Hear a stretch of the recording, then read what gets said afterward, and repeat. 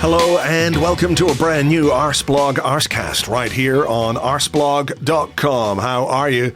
Hope you're well. Thank you very much indeed, as always, for being here. This is a midweek post-game show. Arsenal were in Champions League action last night in Italy, away to Inter Milan at the San Siro, and made it 7 wins from 7 in the Champions League so far this season. 2 goals from Gabriel Jesus, a goal from Viktor Gyokeres. After all the focus on our forwards and in particular our strikers, both of them made a big contribution last night. Well, there was plenty more to talk about, plenty more to chat about, and plenty more to enjoy from last night. So we're just going to get on with the show. And with me to recap the game, some of the individual performances, as well as talking about Ethan Nwaneri's proposed loan move to Marseille, is Andrew Allen. Good morning, Andrew. Good morning. That was fun. It was fun, wasn't it? Because, listen, I don't want to go into the weeds of everything again, but, you know, there is such tension that comes with the Premier League.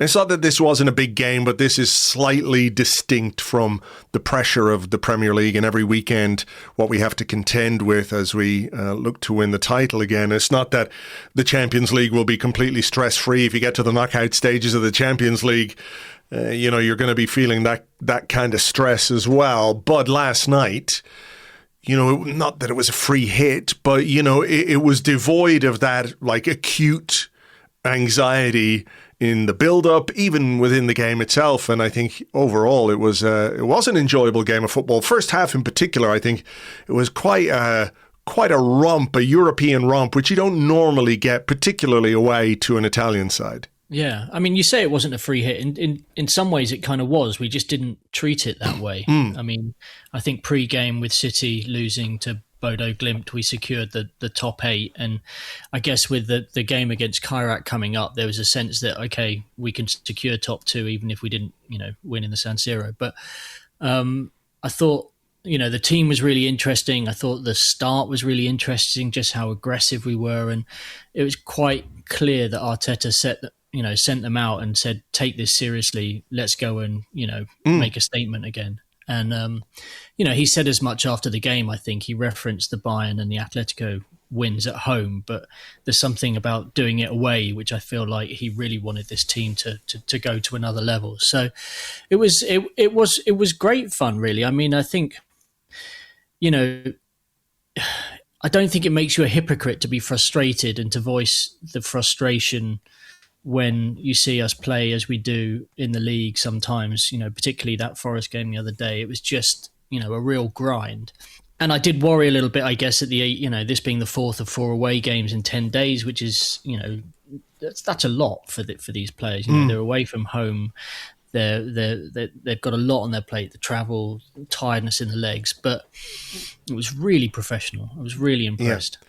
I think your point about him wanting to beat Inter is a really good one. I think before the game, people would have been unsurprised if the Arsenal team had been stronger from the start in this particular game. And I think he puts quite a bit of stock in games like this as building blocks for confidence and belief, and also, let's say, the reputation that Arsenal have across Europe, which is burgeoning, I guess, if not well established at this point. You know, having got to the quarterfinals in our first year back in the Champions League, and we went out to Bayern by 1 goal. Last year, got to the semi-finals, beating Real Madrid along the way, and we went out in the semi-final to PSG when we had nobody on the bench. And this time around, we've made it 7 wins from 7, the first time we've ever won 7 consecutive Champions League games in a row. We went to a place where last season we were beaten 1-0, slightly contentiously with a penalty. So there is, for him, I think, real merit to games like this, even if, as fans, we might say, well, it doesn't really matter because next week we're going to play Kairat, and that will secure our either position at the top of the table or at least in the top 2. But for Arteta, there's a bit more to it. And I think what's maybe most pleasing, or perhaps one of the really pleasing elements of this, is that he did make changes, and 7 changes from the team that started against Nottingham Forest. Christian Mosquera comes in, Lewis Skelly comes in, Eberechi Eze is in there, Mikel Merino starts, Bukayo Saka, you've got Trossard starting, you've got Gabriel Jesus starting up front. So there was this rotation that people wanted to see because we've got a big game coming up on Sunday, the likes of Rice and Odegaard, Gabriel left on the bench. But he put out a team that he believed could go and win this game. And the fact that they were able to put in that kind of performance and win it, I think is going to be a real encouragement to him and to the players who started this one. Yeah, I mean, I looked at the team and I didn't go, that's any weaker, really. You know, I guess, Declan Rice's absence always makes you question yourself. But there was an excitement to see what some of these guys can do, because there's been sympathy for the fact that some of them have had to sit on the bench. Lewis Skelly in particular hasn't had many big opportunities.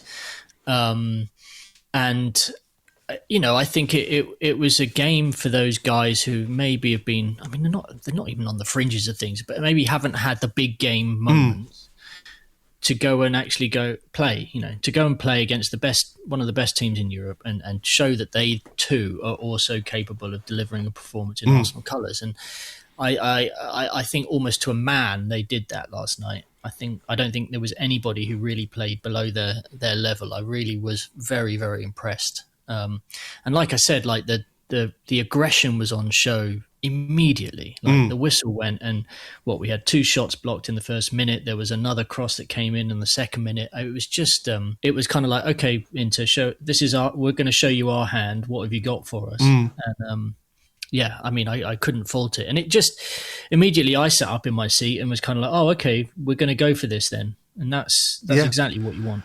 Yeah, for sure. Listen, I'm sure the intention for every game is to go out and play front, on the front foot and to be aggressive and to maybe take control and maybe get the momentum early on. Football is weird. It doesn't always transpire that way. But I think last night, certainly we did that in terms of the energy that we showed in that opening period, in those opening few minutes. And ultimately that resulted in an early goal. I looked at this back, and I looked obviously at parts of this game back this morning before we talked, and William Saliba carrying the ball to the corner flag like some kind of giant winger. I mean, you don't normally see him there, certainly not in the 9th minute of a game. Came back across the middle. Eberechi Eze actually is involved quite well in this as a nice combination, I think, with Leandro Trossard. Comes to Jurrien Timber, probably not the cleanest shot he'll ever take, but Gabriel Jesus is there, to make sure that the ball goes home from close range. Kind of scrappy, but very effective fox in the box kind of goal. Yeah, I mean, really well taken. I think what you say about Eze being involved and some of the interplay on the edge of the box, what we had there was like 3 or 4 players within about 5 yards of each other and a willingness to play. And, I'm not sure we really saw that at all last weekend against Forest. It just wasn't the space and maybe even the personnel to make that happen. And, yeah, I mean, as for Jesus putting the ball on me, and it was just so instinctive. I mean, it's exactly where you want your striker to be, exactly how you want them to react. I mean, he looked so happy, didn't he? I mean, we know he's been through a lot, but he referenced it in his post-game interview about watching lots of Serie A football when he was a kid and playing in San Siro. And while he's played there before, it's nice for him to be able to tick it off his bucket list as a place where he's netted, especially with them about to knock it down. Yes. Well, I mean, we'll come back maybe to Jesus and his overall contribution, because there's more to say about that. This game, it played out a bit like a kind of one-off cup tie in a way, that the momentum swung a little bit. Inter got themselves back into it. There was some good defending, I think, from Mosquera at one point against Thuram, and they had a moment and they had some pressure. Maybe there's a touch of good fortune in terms of the way that the ball breaks on the edge of the box. But, they were causing us problems and they were stretching us, which kind of causes those kinds of opportunities to happen if you're the attacking side. I mean, it's a great hit. My one slight criticism of a player who, by the way, I thought was outstanding otherwise last night was Martin Zubimendi. I did wonder if he might go in for that a little more. I don't know if he was maybe anticipating the guy pulling the ball back inside him or whatever, but I think, there's just a moment where I feel like he could do a little bit more to block that shot, but the finish is really, really good. It felt like if Inter got through our really aggressive high press, there was a bit of a gap there for them to exploit, right? And they did. They charged forward quite a few times in the middle of that first half. I think that was sort of slightly a personnel thing, but also we needed to tweak something, which we certainly did in the second half. But, you always wonder sometimes with Mourinho that if they get through him, you're not going to see him charging back at 100 miles an hour because he just doesn't really have that in the tank. And yeah, look, I mean, it was a goal. It was one of those ones where you kind of thought, oh God, first proper effort, and it's gone straight in the top corner. Here we go, But it didn't really change the momentum in the game. It kind of just felt like we both kept swinging punches at each other, and I, that was good to see as well. I thought, as you say, Mosquera, even in the build up to the goal, had made a really good block. I thought, he just looked so comfortable immediately, given that this was his first start in a couple of months since the injury. We just throw him in the deep end at the San Siro and just say, go on then, here's a couple of top class strikers for you to go and marshal. And it was quite, I think, challenging for Saliba and Mosquera at times, because you could see maybe in build up the way that we were trying to deal with the fact that they were playing with two up front, basically, Martinez and Thuram, meant that the two central defenders were way further apart than they normally are. Like if it's Saliba and Gabriel, maybe it's tailored to the opposition, but that was certainly a challenge for both of those guys. And I think Thuram, before we scored the second goal, had a moment again where they broke over the top and it came to him at the back post. I think, Mosquera did quite well to sort of hold them up a bit, and they didn't take advantage of that. But, it's one of those moments where maybe the game swings the other way. A couple of minutes later, it is 2-1 to Arsenal. Saka drives into the box, gets a corner, takes a very un-Saka-like corner. I was like, what's going on here? He sort of lofted it to the back post. Leandro Trossard heads it back, hits the bar, falls for Gabriel Jesus, another poacher's goal. Yeah, I mean, the corner looked unorthodox, but finding Trossard at the back post isn't unusual. We've certainly used that before and scored from it. I vaguely remember, was there, it's fallen more at his feet rather than asking him to kind of head the ball. But he did an amazing job. I did wonder at one point whether the ball had almost gone out on his side there because it looped so far. They were claiming that, I think. Yeah, they were. Yeah, and I mean, I don't think there's any technology that would have been able to double check that. They certainly didn't. But I mean, his effort actually sort of clips the bar, doesn't it? It sort of just brushes against the bar and falls perfectly into Jesus' path. And Jesus couldn't miss from there. It kind of, again, it's just about being in the right place, isn't it? Yakarez scored a not too dissimilar goal, didn't he? Just sort of being on the line against Atletico, I think it was, where it sort of came off his Johnson.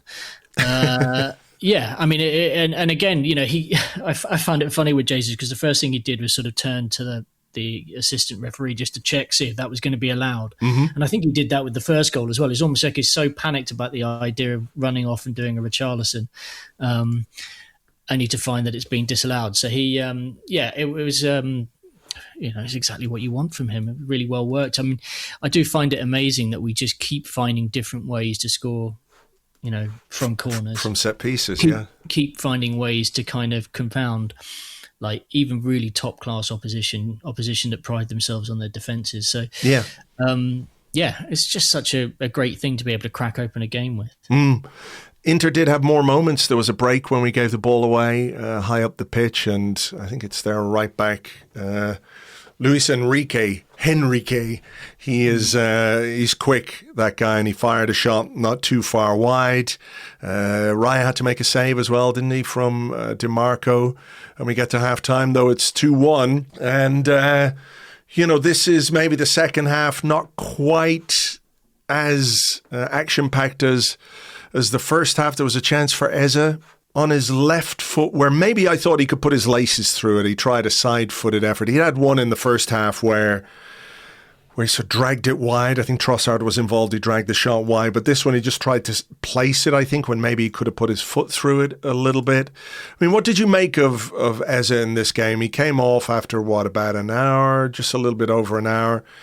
Didn't look particularly happy at coming off. But I think on reflection, my initial view of his performance was, I'm not quite sure he was involved as much as I would like, but I think he was more more active than I had first thought, having watched stuff back. I was a little bit surprised, given the schedule, given how little he's played, given the fact Zubamendi's starting again, that maybe he came off at that moment. Was that a bit of a surprise for you?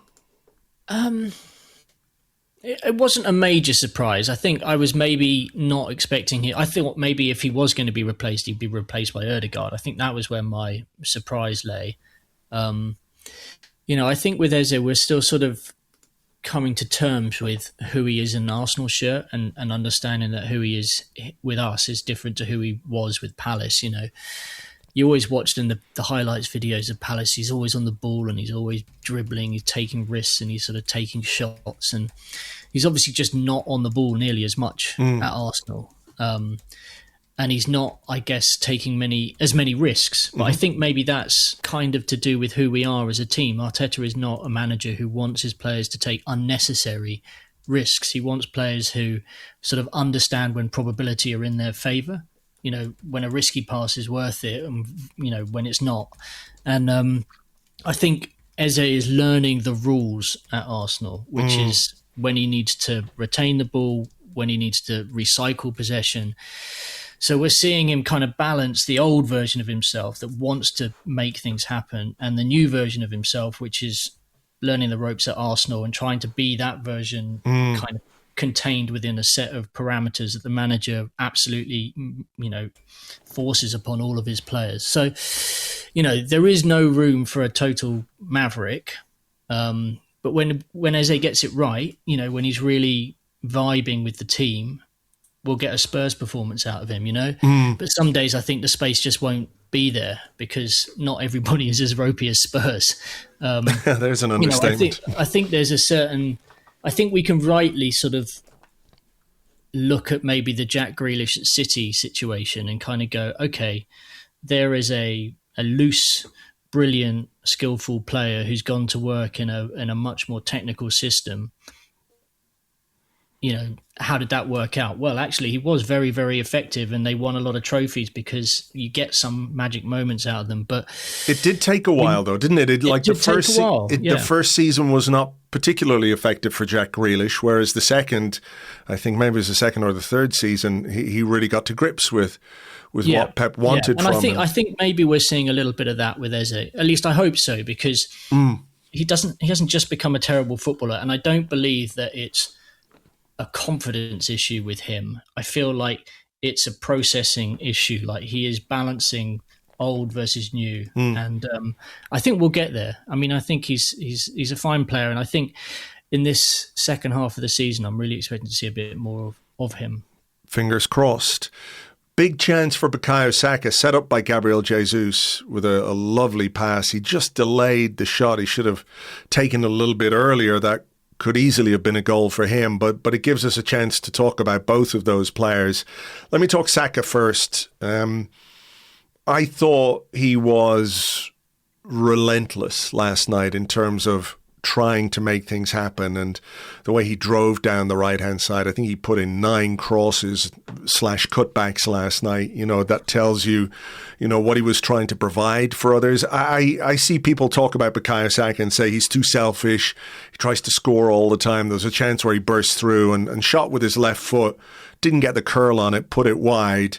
But I don't think you can ever accuse Bukayo Saka of not wanting to create for others and create chances for others. There's a good reason why in the last few years he has been our top assist maker season after season. It is because A, of where he plays, but B, what he tries to do from those positions. I thought he was really excellent last night. I thought DiMarco had a tough time with him, particularly early on. Looked like they've got to grips with him a little bit.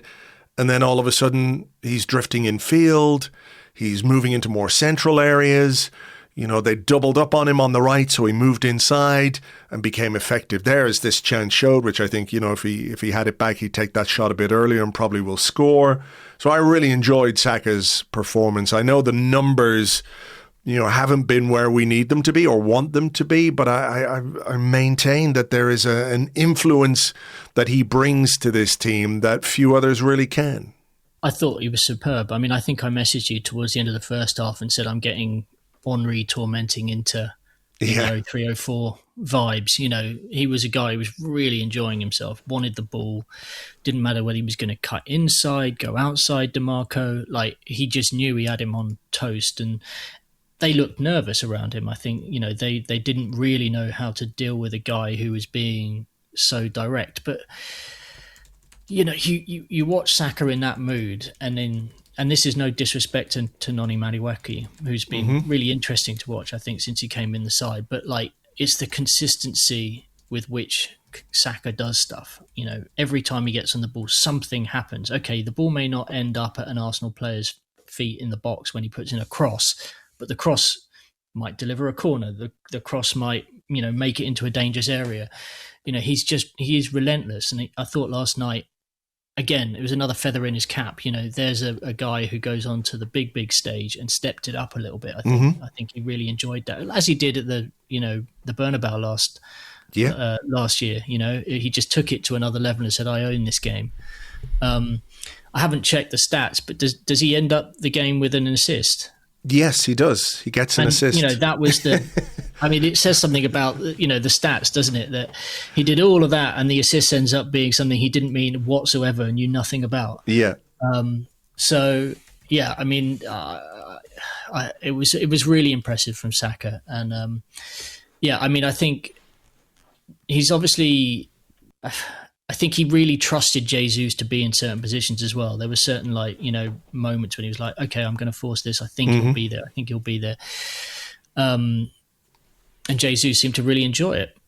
The only two players who had more touches of the ball last night than Bukayo Saka were Martin Zubimendi and William Saliba, which, you know, for a winger tells you a lot. You know, they can often be very effective but low touch players, certainly in comparison to central midfielders and central defenders. So it tells you quite a lot about A, how Saka played, and B, how Arsenal played, and what the focus was on getting the ball forward to him. So yeah, the assist for Yakarez, which we'll come to now in a second, yeah, a little bit accidental, but, you know, one in the eye for all those people who say he hates Yakarez and never passes to Yakarez. I mean, look, you could see the celebration. I'll come to that. But you could see in the celebration that, you know, this is just a online garbage, really. You know, pop psychology stuff that has no bearing in reality. But Arteta did make more changes. There was a really interesting battle at the back, I guess, when Inter made a change. They brought on this guy, Esposito, who really challenged Christian Mosquera for about 15 minutes. And it was quite fun to watch because you wouldn't have seen it. But on Premier Sports here in Ireland, they had Gary Breen doing the co-commentary, and he's a central defender, and was talking a little bit about how Mosquera was just too tight to Esposito, particularly around the time where he got that shot away in the box and it just went wide. But I thought it was a really fascinating kind of battle between two fairly raw young players, two 20-year-olds, right, who are learning the game. That was fun for me. I kind of enjoyed that aspect of it. I know we're 2-1 up, but I kind of like seeing those individual battles develop over the course of a game. Mikel Arteta decided, okay, I need to put this young guy in his place, so he brought on Gabriel to buffet him around a bit. And I think as soon as Gabriel came on, this guy's effectiveness diminished in a big way, as you would expect. But that little battle between Mosquera and Esposito was fun. Yeah, I suppose Kivu probably chucked on Esposito and said, go and ruffle a few feathers, and Mosquera immediately went, I'm not having any of that. And the two of them, I mean, there were maybe 2 or 3 times that Mosquera went straight up the back of him. I think he was possibly lucky not to, get a booking for one of them. Yeah. It was at that point that maybe Arteta made up his mind and said, we're going to send on Big Brother. And, Gabriel was asked to go and fill in for the last 15 minutes and just marshal things. But, as I said before, I'm just so impressed by Mosquera because on the ball, there's such a willingness to hold and to set the tempo and to kind of assess his options. He's never really worried about being under pressure. And I think that really brings a level of authority and calm straight away. in a way that, maybe some other, I put backup in inverted commas, centre-backs in the past maybe haven't been able to do that. Sure. He does have that authority, and I think he's going to be an absolute monster when he fills out a bit, because he still looks pretty skinny. But yeah, I mean, the battle with Esposito, I mean, I did wonder whether they had history. It was so kind of like violent, they really went at each other. But I had a little look, and it doesn't look like they've played against each other, even at under 21 level or anything like that. So, but yeah, I mean, great to have Mosquera back, and I imagine we'll see quite a bit of him now, because with options slightly tight there at the back, rotating people in and out over the coming weeks is going to be really, really important. So fingers crossed he stays fit. He had the best pass completion of any Arsenal defender last night, which goes into what you're saying. And when you're playing alongside William Saliba, by the way, that tells you a little bit about the way that he performed. Jesus, we already talked on. We're going to get to Yakarez now in a second. But Jesus, was this the kind of performance that plays him into the team for Sunday? Because beyond the 2 goals, I think his overall performance was really, really impressive. The way the ball stuck to him, the way he was able to keep control of it in tight spaces, bring others into play, created that chance for Bukayo Saka. Like, people talk about, rotation, a way of resting players, but it's also an opportunity for players. It's an opportunity, let's say, for a player to come in a position where we've been having some issues this season. I don't think it's unreasonable to say that that's the case. And to really stake a claim with a performance that gives the manager confidence, let's say, going into a big game against Manchester United. If he's done that away at Inter, like, what can he do when we play Manchester United at home on Sunday? Is this it felt a bit like the Jesus of old. That kind of beautiful 3-month period in early, 2022, when he first came in and was outstanding, really, really outstanding before, he had that injury at the World Cup and everything else. It was a bit of a throwback to that for me. And look, it's one game. Don't want to over-index it. Don't want to say he's back and this is what we're going to get from him every time. But I think if Mikel Arteta was looking at this game and saying, right, I want him to give me a problem. I want him to give me really something to think about when I pick him against Inter. He did exactly that. Yeah, I mean, look, he looks like he's playing with some freedom since he's returned from the injury, almost as if he's been given a second chance. In all the interviews, he seems to sort of frame it that way almost, as if he kind of genuinely did wonder whether he'd ever get back to this level. The way I look at Jesus is like almost every time he scores, it's like someone flips an hourglass. You can almost see the relief, like the clock resets. And it buys him time. It buys him the freedom to be who he wants to be on the pitch. But that freedom never lasts, right? You see the sand getting, it's going down and down and down. And the only way to preserve that freedom is to score another goal to kind of, reboost the confidence. Leave it too long, the pressure returns into every part of his game. He tightens up, he clams up. So, if he could just keep scoring, we've got a real player on our hands. But I mean, I would 100% start him against Manchester United. I think we saw that last year, right? Well, it was probably actually the end of 24, wasn't it? When he scored the hat-trick against Crystal Palace in the Carabao Cup out of nothing. And it was the classic Arteta sort of stuck him in against Crystal Palace a couple of days later because he was in a good emotional state. I think we 100% have to take advantage of that because he's just flipped the hourglass and, he's feeling a little bit free right now. Sure. Let's put him in. Let's put him in, see how he goes. I think the only caveat to that is kind of balancing the load going through his body, right? Because we obviously don't want him to have a relapse or anything, but sure, I'd definitely be tempted to play him against United. I felt like the sort of extra few minutes he got last night when he could have come off, let's say, around the time of Eze or around, 60, 65 minutes. I think it was 75 minutes when he came off. It felt to me a little bit like, okay, we're going to look and see if we can get some more minutes into him, see how far we can push him a little bit here. But he did make those changes. Gabriel came on, Viktor Gyokeres came on. and Yakarez scored the third goal. I mean, this is an outstanding pass from Gabriel Martinelli. Inter had a corner. I think it came to Martinelli in the box. He took it on.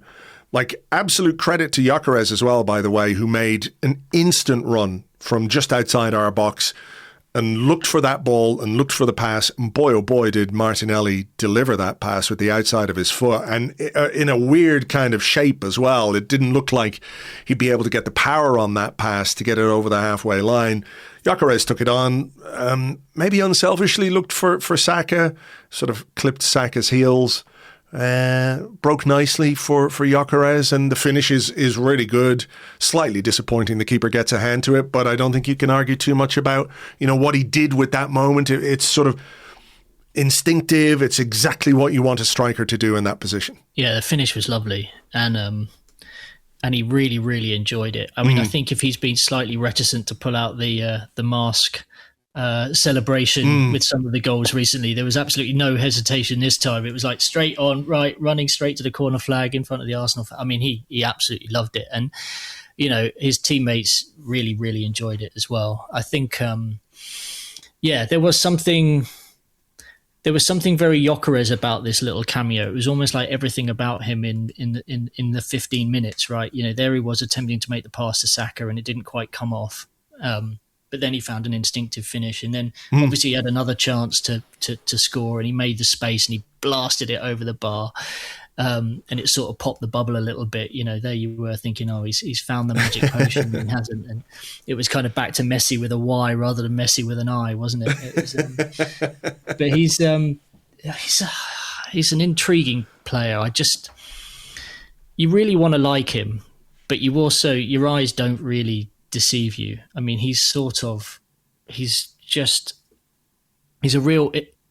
clashes style-wise with so many of the players in that team.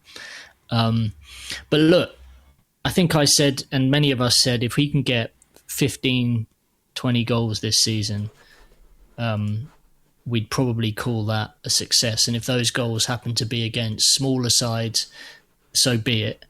What's he on now? 9, I think 10? He's on 9 now, so heading towards double figures. And this is the thing about this goal, I was critical of him at the weekend against Forest, and I don't think that was unreasonable criticism. But I also think, credit where it's due. The run was good. The finish was excellent.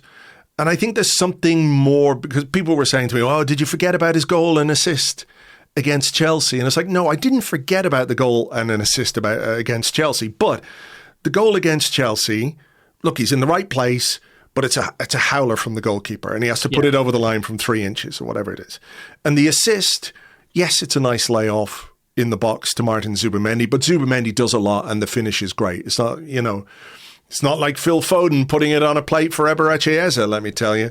So, I don't mean to dismiss what he did against Chelsea, but I think this goal for him, not for me or you or anyone listening, I think this goal for him will be far more beneficial than a scrappy tap in against Chelsea or the assist against Chelsea, because it is away from home. It is against Inter, who are, Serie A leaders, right? It is on the big stage in Europe, Champions League. Everyone's watching. He's come off the back of a poor performance against Nottingham Forest, and then he's delivered that. And I think you're right, to say about the way he celebrated. That goal meant more to him than the goal against Chelsea. I know it's a semi-final, it's cup competition, etc., but I think if we're looking at things that will benefit him in terms of his own confidence, his own belief, and hopefully his own performance levels, that's another one where you've got to sort of take the maximum from that particular strike, right? Yeah, I mean, there's very clear and obvious room for improvement with Yakarez. And I guess when you throw him on as a substitute with 15 minutes to go, you're laying down the gauntlet to him and saying, what can you do for me? And in this instance, he proved that he can do things. And I think Arteta did reference he's had 2 very good away performances in a row. So I guess the 15 minutes here and the game against Chelsea. That's something to build on, I guess. That's the challenge for him now, is to see whether he can maintain that. And the funny thing is he may not get another start at the weekend. He may have to come off the bench and be that guy because of Jesus' performance. Mm-hmm. But if the two of them can keep willing each other on to another level while Havertz is also getting up to speed, I mean, that is exactly what we wanted. Yep. I'm not saying that it was done to we were deliberately timing things so these guys would all be back for the run-in, as it were. I mean, we'd been hoping for more from Yakarez from the outset of the season. We didn't expect Havertz to be out all this time, but if we need goals in this final bit of the season, and we need everyone firing, and we need to take chances, and this can only be good for the team. Yeah, 100%. I thought it was nice as well for Jesus, on a night where the spotlight would have been well and truly on him, to take a moment to acknowledge the goal for Yakarez, and that, this is a goal that could do him good. For any striker, goals are the currency, right? And if you haven't been scoring, then people are going to be on your back. And when you do, things get quiet. So let's hope it's really, really quiet in terms of that kind of discussion about Yakarez and Jesus and Havertz. Speaking of which, before we just sort of address the wider implications of this win, I did wonder if last night might have been an opportunity to get 15, 20 minutes into the legs of Kai Havertz, because he has been out for so long and he does need to get match fit and he does need to get up to speed. And we can talk about the benefit for Yakarez in scoring that goal, but you could probably make an argument that, given how much football we could contend with between now and May, if you were planning a sub, Havertz rather than Yakarez might well have been the one to go with if you're taking Jesus off, because you can get those minutes in. So it does make me wonder a little bit if Kai Havertz isn't quite as ready as people might hope. People have put a lot of stock in his return and what he might bring to the team, but I do think, based on what we saw last night, there's probably quite a bit of caution being paid to his return, managing his load, managing his ability to ease his way back into action, shall I say. And his presence in the squad is probably about that kind of reintegration of a character, a popular guy in the team, rather than somebody who is absolutely ready to play and play significant minutes at this point, Yeah, I mean, I think I heard someone say pre-game that if Arsenal made the final of every competition they're in, plus the Premier League, it's a 65-game season. And yesterday was game number 34. Wow, so there is a lot of football ahead, right? Mm-hmm. And there's a World Cup on the horizon. And Kai Havertz is definitely going to want to be at that World Cup with Germany. And I think, given that we tried to get him fit for the start of the season and he ended up suffering a load issue that went through the knee, I think we are being deadly cautious with him, because there's a lot on the line for him, right? It's not just short-term minutes for Arsenal, it's his international place as well. And I know that Arteta wouldn't frame it that way because he doesn't want the players thinking about a tournament that isn't anything to do with us. But I think he feels responsible for easing the guy in. And with Jesus playing well, and Yakarez has grabbed a couple of goals now, it does maybe ease that pressure a little bit as well. So it's not an issue at the moment for me. I think there will be plenty of minutes. We've got Kairat next week. I mean, I think that's got Havertz's name all over it, right? And we can start to build him up from there. So, let's see how we go. I mean, I'm sure he's absolutely chomping at the bit to play regular football, but I think there's a long way to go. A lot on the line, trophies, everything. So we'll see Kai Havertz. I'm sure he'll play a part this season. No, for sure. But, I just thought, it just occurred to me that was, an opportunity to give him minutes, and maybe he's not quite as ready as we would like him to be yet. But like you say, a long way to go. What do you reckon? Maybe send him out on loan for the second half of the season? Nah, can't see that happening, to be honest. We will come to that. Obviously, there's a player around whom there is that discussion at this moment in time. I did want to just sort of touch on maybe what we referenced earlier and Arsenal's European stature. and the perception of this Arsenal team around Europe right now, leaders of the Premier League, out in front in the Champions League, 7 wins from 7 in the tournament this season. It means that we have secured, at the very least, a top 2 finish. And because of the way the new format works, that means that we would get a home second leg in every knockout game all the way to the final if we make that kind of progress, which is a great advantage. But just sort of coming back on that, has our European prowess surprised you? You know, did you think it might take a season or 2 or maybe a bit more? There might be a bit more fluctuation in form. Like, I know in this new league format, you're not always playing brilliant teams, but we've gone away to Athletic Club. We've beaten Atletico Madrid. We've beaten Bayern Munich. We've beaten Inter away.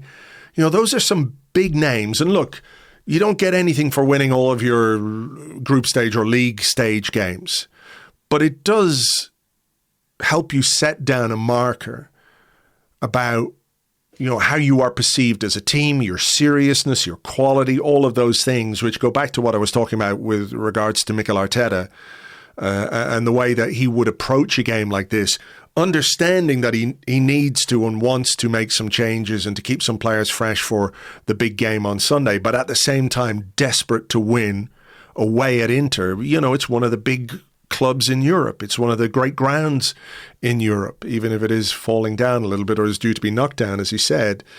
But, you know, there is probably a perception of Arsenal right now in European football that, you know, maybe many people wouldn't have expected at this point. You know, having only been back in the tournament, this is only our 3rd season back in it. I think the thing that's really impressed me the last 2 seasons in the group phase has just been the consistency, like the ability to, in midweek, turn up and put in a very, very decent performance, right? I mean, but I think some of that comes down to the fact that the players are really, really enjoying this tournament, this competition, and the oppositions that they go up against, right? Like, if the day-to-day stuff is a bit of a grind, there definitely seems to be more enjoyment that comes going up against rivals who fancy their chances of taking Arsenal on in a different style, right? That European teams play against us differently than Premier League teams do. There are many Premier League teams. I'm not saying they don't show us the same level of respect, but I think in the Premier League we've got to a point where there's so much money, there's so many quality players. Tactically, managers are very, very astute. Even everything foundationally from the sports science upwards.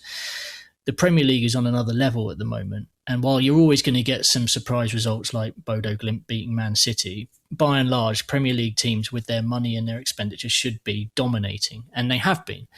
And I think what we're seeing is the strength of the Premier League is playing into a reset of where we kind of like sit in the grand scheme of things, right? We were so used to rolling over the middle and lower teams in the Premier League 25 years ago and then going into Europe and struggling because the level was different. But now what we're seeing is the Premier League is so competitive week in, week out that when we go into Europe, we're actually finding that some of these opponents maybe aren't quite as good as their league table position in their own looks. And I mean, it's I think Arteta has done very, very well at drumming that into the players that if we can be top of the Premier League by 7 points, when you go into Europe, you are top of the best league in the whole of Europe. So you are the best team. You know, you should go and win this. Go and show people you should win this. And that's really quite something. I mean, I think you can see the process we've been on. Like, I felt the first year back in the Champions League, bit of a free hit, really enjoyed the group stage, fell down against Bayern Munich because we didn't quite have enough. We didn't have a big enough squad, really. Last year, obviously, we did fantastically well to get to where we did, given the injuries. But I think in retrospect, you're able to kind of frame all of those injuries and show to the players, look how well we did with kids on the bench at the end, Kieran Tierney at left wing. You know, we were in the semi-finals of the Champions League. I mean, Inter were in the final of the Champions League last year. And it's so frustrating that we could have we were the width of the post and Donnarumma's arm from facing them in a final and probably winning the Champions League, right? So I do think that the fact that Inter were in the final and lost to PSG, got hammered, whatever it was, there was a little bit of us being able to go, okay, well, we've beaten the finalists now. This is what we could have won. So, yeah, we're looking good. Liverpool were looking fantastic this time last year as well. So I don't think you can take anything for granted in this competition. We could get a tough draw. The home away stuff, I'm a bit kind of take it or leave it. It's nice in that I think it may be, but I can't remember. I think someone said something like the games, the way they fall now, mean that after away games, we'll have a home game in the Champions League. Sorry, on the domestic front. So that's quite good. But anything can happen with the draw. We just need to keep balancing things. I mean, the good thing is we don't have to worry about the Champions League now for a few weeks. I mean, obviously the Kairat game, we can play the stiffs if we can find any. I don't think there are any stiffs at Arsenal. And then, we've got other matters to attend to before the knockout stuff. Yeah, and hopefully make it 8 from 8. And that's the kind of record that Arteta will be looking for and demanding. I think he will make a lot of changes for that Kairat game. It'd be amazing if we lost to the bottom side in the last game at home. No, that's not who we are anymore, Andrew. Well, we can't accept that.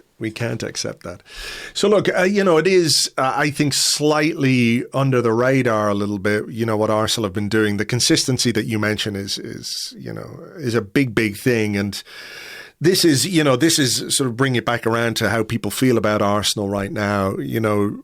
This is the objective evidence that Arsenal are a really fucking good team, right?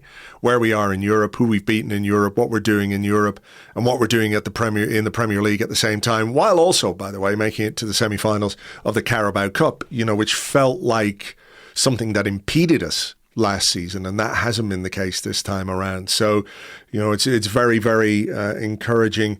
I enjoyed this from, I'm guessing it was the coverage on Amazon. Wayne Rooney talking about Mikel Arteta after Mikel Arteta had obviously come out and spoken to them. He's got an aura about him, hasn't he? And he's scary. For you to say that, you look at him and he's on it. With every player, every single day, he will be on it and wanting the best out of them players. So he's got that aura about him, and I hope he does well and wins something. He's high energy. Quite funny, I think, that Wayne Rooney, who played for so long under Alex Ferguson, is looking at Mikel Arteta and saying he's scary. Like, very different characters from between, obviously Arteta and Ferguson, but that transmits in a post-game interview where Arsenal have won 3-1 away from home. And Wayne Rooney standing there thinking, this guy's actually scary. He's so intense. He's so driven. It's hard to look beyond that as the reason, or at least one of the main reasons why Arsenal are where we are right now. And we're as good as we are, like I just said, in Champions League, Carabao Cup and Premier League. Yeah, I think it amused me because obviously Wayne Rooney has been a manager recently, and I think he was maybe looking at Arteta and realising the gap between where his managerial career has been so far and where Arteta's is at the moment, and kind of going, oh shit, like this is where you have to be to drive performances out of a team every day, every week, every game, But yeah, I mean, look, Arteta is scary. I think anybody who's sat in a press conference with him and seen those eyes narrow when he gets a question he doesn't like, and he sort of holds the stare a second longer, and then he gives a very sort of short, pithy answer. And then smiles at you like he's been waiting in the shadows for you to come around the corner so he can... Although having said that, I do think he won some hearts and minds last night. He was asked a question in Italian, replied in fluent Italian. That was pre-game, pre-game. And after. Oh, after as well, yeah. Okay. Yeah. Well, I mean, he speaks a lot. He speaks Spanish, Catalan, Euskera, which is the Basque language. He speaks French from being at PSG, speaks Portuguese, speaks Italian, speaks English, can also speak Scottish as well. From his time at Rangers. He's found a lot of languages to bollock players in, hasn't he? Yeah, absolutely. The vocabulary at his disposal is... No wonder Rooney finds him scary and intense. I mean, Rooney can barely master English. Anyway, look, a good night for Arsenal, and I think the kind of result and the kind of performance that if you are going to play a midweek game ahead of a big game at home at the weekend against Manchester United, it's exactly what you want. It's exactly what you want. Tuesday gives you those couple of, that extra day or so to rest as well. And we can turn our attention towards Manchester United a little bit later in the week. I did, before we go, want to talk a little bit about Ethan Nwaneri, because yesterday there was a report from David Ornstein that Marseille were interested in taking Ethan Nwaneri on loan. Mikel Arteta was asked about it in his post-game press conference last night. This is what he had to say. Well, we certainly have to assess the situation. Obviously, Ethan is not playing the minutes that probably he deserves and needs at his age. So we're going to sit down this week, address the situation, give everybody's opinion, and at the end we will make the decision that we believe is the best one for the player, because we have a massive talent there and we really need to look after it. Interesting there that he said he's maybe not getting the minutes he deserves or needs, and I think that's probably the bigger issue, isn't it? Minutes that he needs at 18 years of age. David Ornstein's reporting suggested that there is a stylistic fit with Marseille in terms of the football that Roberto De Zerbi plays, and kind of maybe how they want to develop Ethan Waneri and what kind of a player they want him to be. At the same time, people look at Marseille and look at some of the players there and some of the characters there and think, is that the right environment for Ethan? Any thoughts on that? Is that a big consideration for you? I mean, surely it's something that the club have thought about, and haven't dismissed that potential move because of any concerns they might have in that regard. I guess it's a balancing act, really, isn't it? Because you need to send him to a place where you think he's going to get minutes, and it needs to also be competitive. It needs to be at a level where you think he's going to learn something. I think under Roberto De Zerbi, you've got a guy who, likes a high press, likes intense football, likes fast transitions. There's I can see stylistically how that would be appealing, and I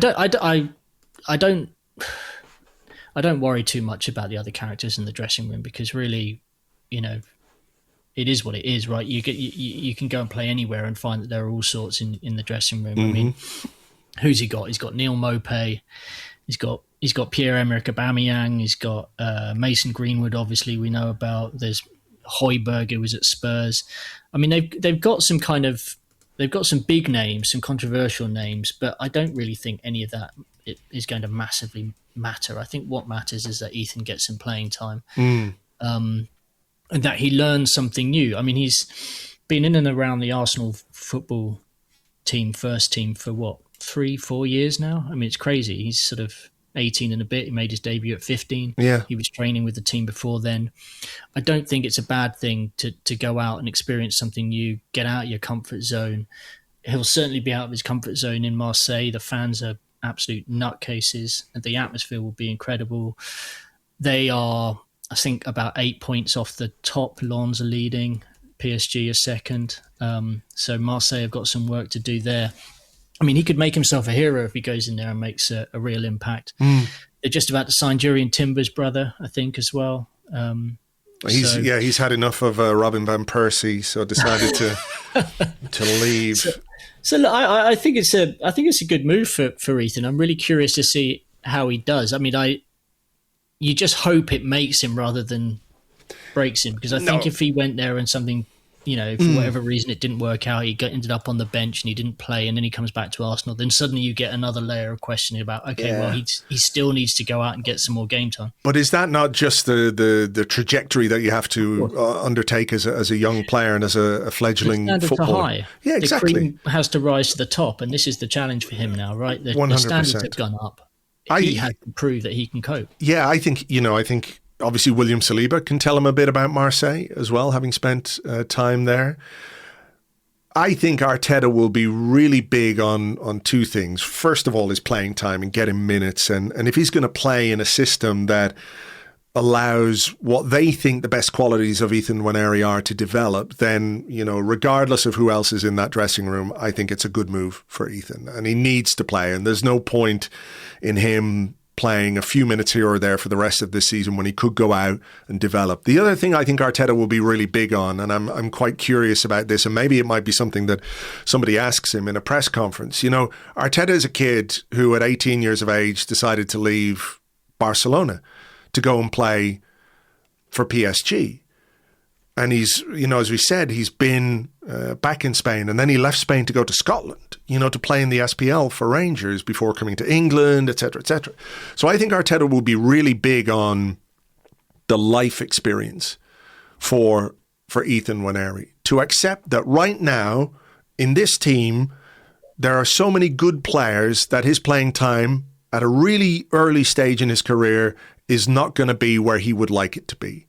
And now the challenge is go somewhere else and play and learn and develop and maybe learn the language a bit and learn about being away from home, as you say, out of your comfort zone and, dealing with a different kind of pressure from different fans who, are not backwards about coming forwards when they want to, those Marseille fans. So if it goes through, I think it could be a really, really positive thing for Ethan Waneri. So we'll see how that develops. Yeah, good luck to him. All right, we better leave it there and get this pod out to everybody. Andrew, thank you very much indeed. My pleasure. Lovely to chat. Speak soon. Thank you very much indeed to Andrew. You can find him on Blue Sky. He is at aalansport.arseblog.com. That is at aalansport.arseblog.com. So there you go. Arsenal in great shape in the Champions League. Attention will turn this weekend, obviously, to the Premier League and to Manchester United at home. That is a game we'll talk about a bit more over on our Patreon on Friday. We do a preview podcast for every Premier League game, and you can sign up for that at patreon.com/Arseblog. You get access to that and everything we do on Patreon, as well as supporting all the stuff that we do on Arseblog that we give you for free anyway, including the Arsecast, Arsecast Extra, Arsenal Women Arsecast, the daily blog, the columns, the news side, all of that. It can't operate without your support, and we really do appreciate those of you who are on board already. If you fancy signing up, like I said, it's just $6 a month plus VAT or sales tax wherever you are in the world where that's applicable. And if you do have any questions about any of it, you can always get in touch by email. Of course, you can find contact details on the website. There's a contact form there that you can fill in, and the email address is present there too. So I think that's just about that. We should get this podcast out to everybody to have a listen to. As ever, thank you so much indeed for being here, for listening, subscribing, downloading, sharing. And please, if you have 2 minutes and you'd like to give us a review on whatever podcast app you choose, whether it's Pocket Casts or Apple Podcasts or all of the ones that have the facility to provide a review, we would be very grateful for your 5 stars if that's how you feel about us. If you don't feel 5-star, that's okay. You just don't have to give us a review. But if you'd like to give us a review, we'd appreciate that very much indeed. Like I said, preview podcast on Patreon on Friday. For now, though, folks, take it easy, and we will catch you on the next one. Until then, cheers. Bye-bye.